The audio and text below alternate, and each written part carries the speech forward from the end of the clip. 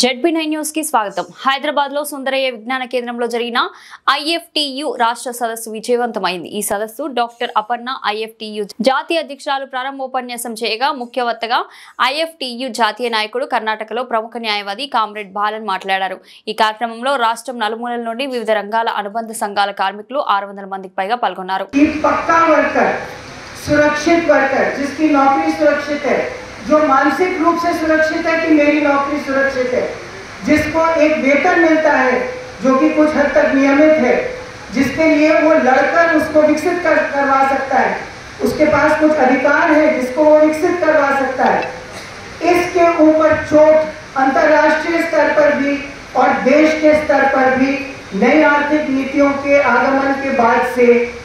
लगातार जारी है। अगर जो साथी पुराने हैं हमारे, उनको याद होगा कि पश्चिम बंगाल में जब IFTU ने अपनी अखिल भारतीय कॉन्फ्रेंस करी थी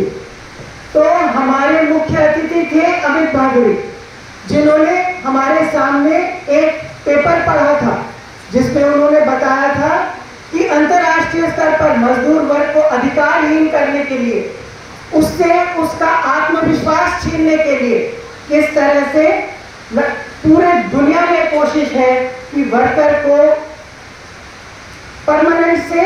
इम्परमानेंट कर दे, यानी कि स्थायी से अस्थायी कर दे, अलग अलग नामों में। उस समय जो नाम जिक्र में था वो ये था कि भाई हम परमानेंट से इसको कॉन्ट्रैक्ट वर्कर बना देंगे, कॉन्ट्रैक्ट जॉब को कॉन्ट्रैक्ट कर देंगे, जॉब को डेली वेज कर देंगे। ये शब्द उस समय पर इस्तेमाल होते थे। उस समय भी IFTU ने कुछ पहलकदमी की और हमारी कोशिश रही कि हमारे जैसी समझ रखने वाले जो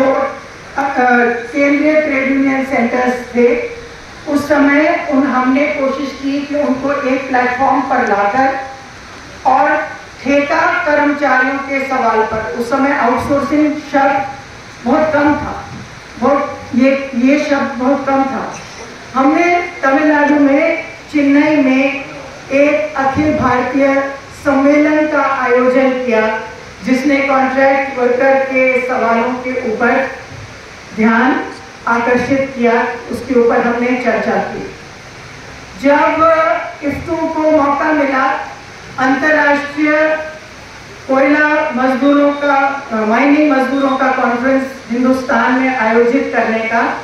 तो आप तेलंगाना साथियों को याद होगा, विशेषकर जो साथी कोयला से कॉन्ट्रैक्ट साथी आए हैं उनको भी याद होगा और रामगुंडम के अन्य साथियों को भी याद होगा कि हमने उस समय अखिल भारतीय स्तर उस मौके का इस्तेमाल करके एक अखिल भारतीय स्तर पर कोयला कॉन्ट्रैक्ट वर्कर्स यूनियंस को एक साथ लाकर हमने उनके द्वारा उनकी पहलकदमी में उस अंतर्राष्ट्रीय कॉन्फ्रेंस को आयोजित किया और कोयला ठेका वर्करों के सवालों को लेकर हमने एक भारत के स्तर पर कुछ कार्यक्रमों को लेने की कोशिश की, जिसमें कि दिल्ली में एक ऑल इंडिया प्रदर्शन और धरना हमने रखा। हमारी मुख्य मांग दो तरह की रही, एक कि ये जो ठेका वर्कर है इसको निम्न अधिकार और वेतन मिले, और साथ ही हमारे कुछ साथी आए हैं, साथी लोग बैठिए,